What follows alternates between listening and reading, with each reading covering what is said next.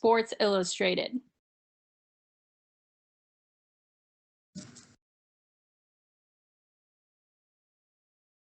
Performance.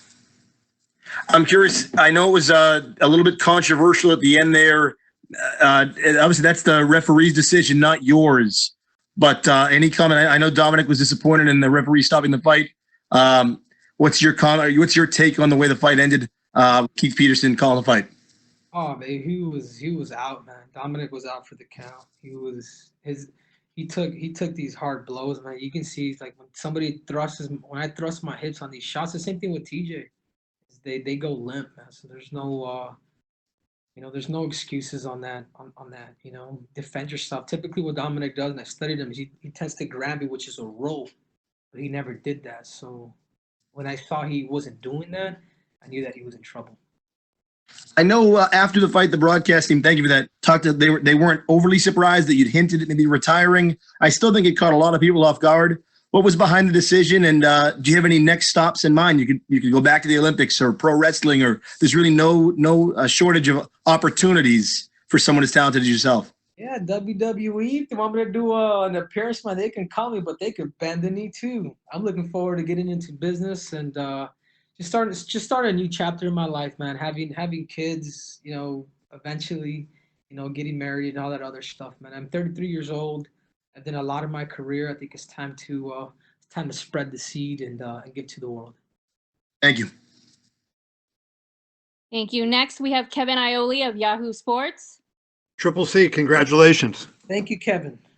Hey, can you talk about what your emotions were as you walked out tonight? You have a huge fight. You know that if you win, you're gonna walk away from it, and there's nobody there in the crowd to kind of get you fired up. You're an emotional guy. You flung your hat into the crowd. What was going through your head as you made that walk for the final time? Man, you're good. You're good, Kevin. You caught that. I saw it. Well, that's the ritual, man. That's typically what I do right before I fight.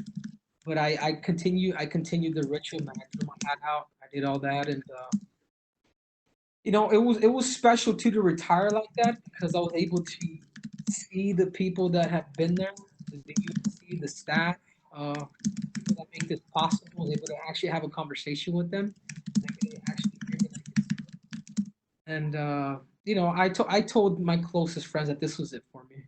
Honestly, my thought process of losing just doesn't fathom to my head. I mean, my mind will try to play tricks on me, but for the most part, I knew that I was going to win, and I knew that this was just it.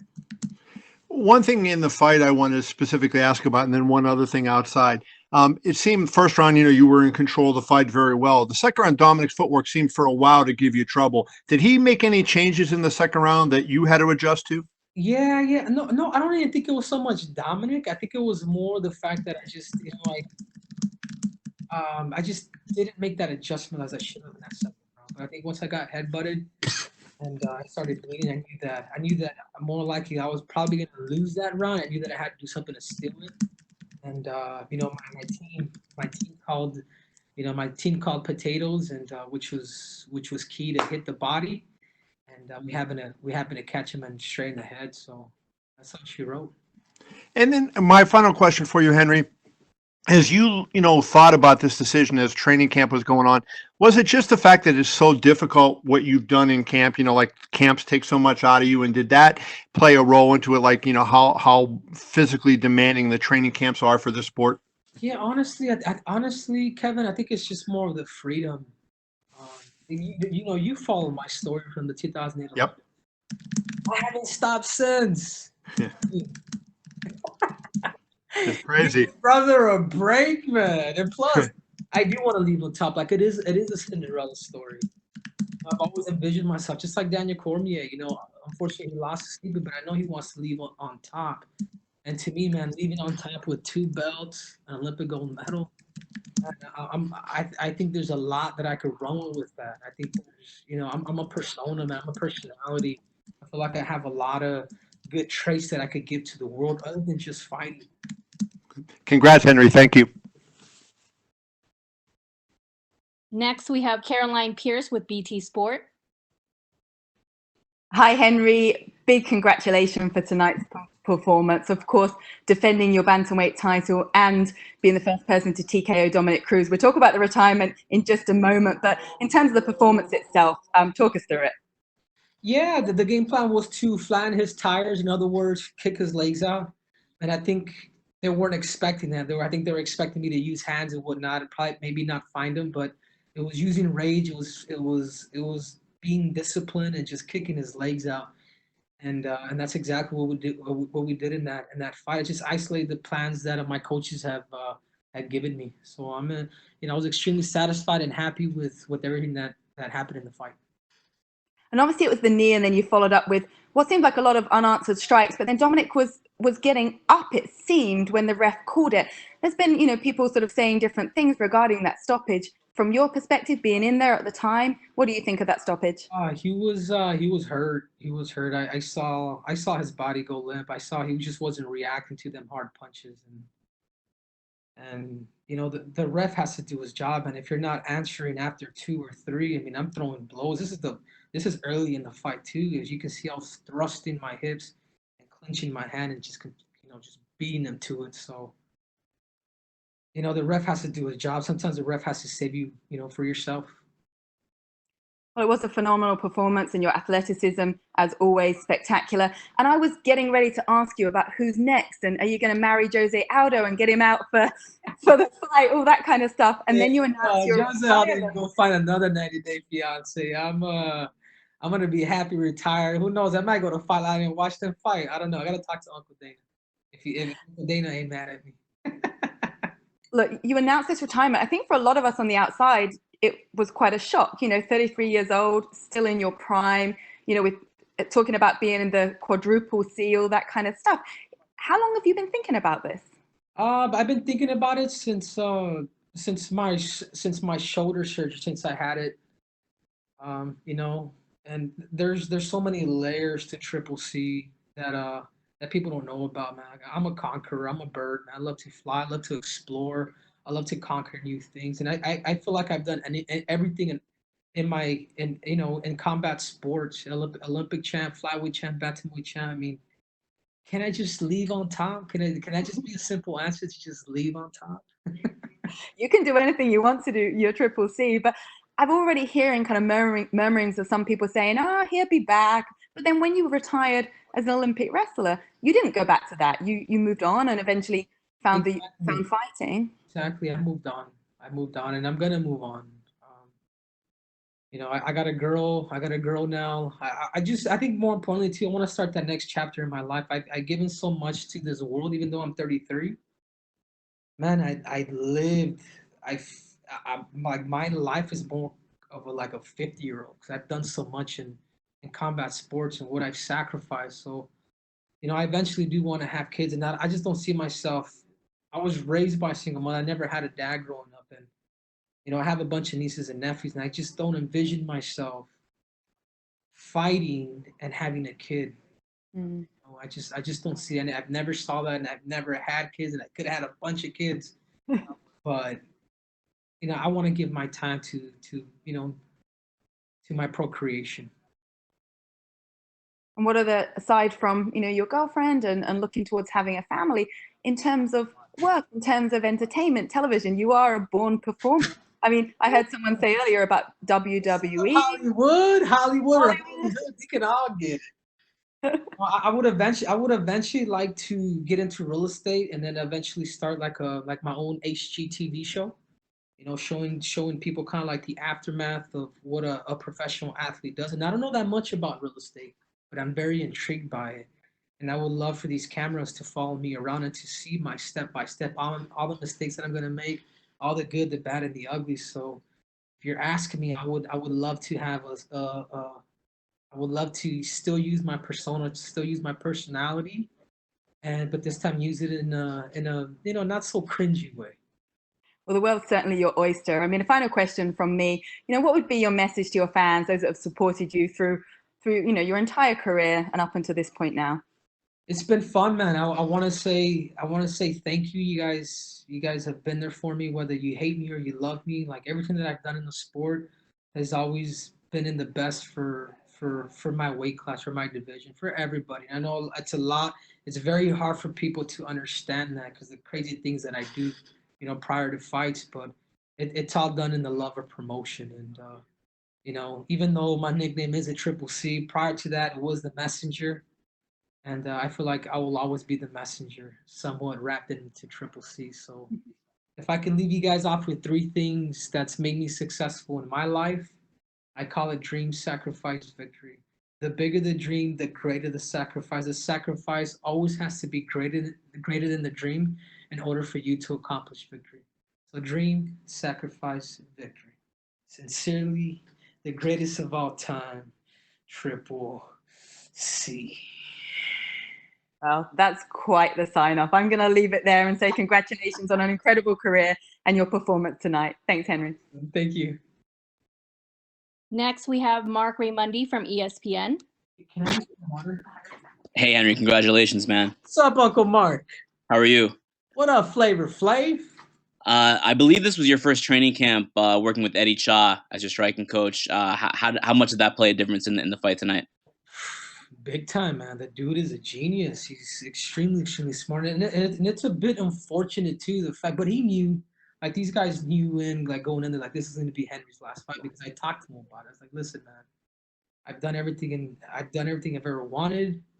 And, but man, I picked up so much, man. I'm a sponge, man. When you have a great coach like that, like Eddie Cha, I'm a sponge. And I'm just happy he got his world title finally, Eddie's a good man. A little bit that I've had to spend time with him.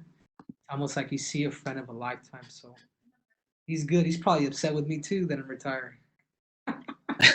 When did you actually make the final decision that you were going to retire, and not just retire, but retire tonight after the fight? Yeah, I just think just through this whole fight week, like I had thought about possibly even fighting Aldo and making that my last fight. I'm just like, man, that's just. I'd be happy with just winning this fight, defending my title, and just saying peace to everyone. Peace to the Middle East, man. I want to leave on top, especially the fact that nobody has fought for the flyweight title. I want to be able to say, man, hey, nobody had that belt but Triple C, man. I may have relinquished it, but it was still mine. And I'm leaving both of these belts on the line. I'm leaving on top with this. Hey. John Jones tweeted like seconds after you said that in the cage that you just want more money. That's the real reason why you said it. You're not retiring. Can you speak to that at all? I mean, money does talk, but I don't even think it's that, man. I think if and I had even been in a meeting with Dana, and we had talking, and I had already talked about retirement with Dana. You can ask him too. At that conversation, it's a very personal conversation. That should be between me and him. But ultimately, Mark, I'm happy. I'm satisfied with my career. How many people could say that they're leaving on top, man? Like, money can't give you that. Like, it really can't. And I think that the money that I'm gonna make in real estate is gonna set me up for a lifetime. So I'm looking forward to that next chapter in my life. And that's it, man. God bless everybody that doesn't believe me. That you guys will not be seeing this thing unless I'm cringing somebody. I'm in a way, man. I'm gonna be a fan.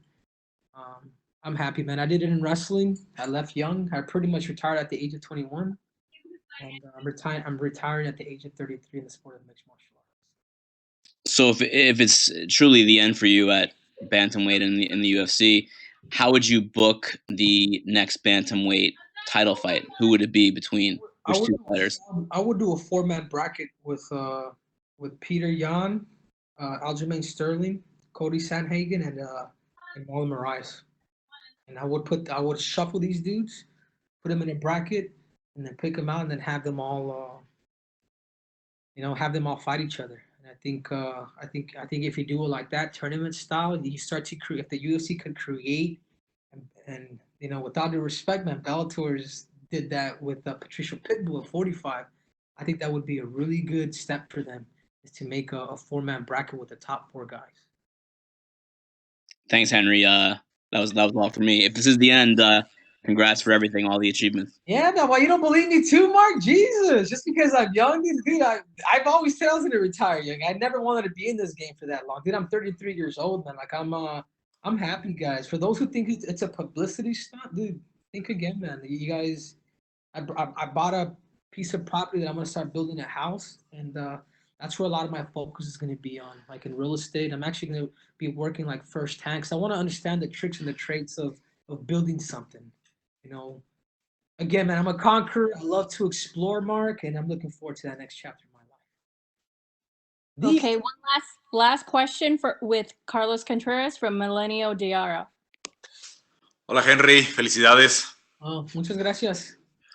Bueno, ya sé que ya lo hablaste en inglés un poco, pero quiero solo preguntarte si hubo algo esta semana que te convenciera o fue algo que ya tenías pensado desde lo que decías de la lesión, o hubo algo esta semana o con todo este proceso de UFC 249 que dijeras, esto es lo último para mí. Sí, ya he hablado con mi mentor que yo tengo, ya hablé con mi equipo, dije, esta va a ser mi última pelea.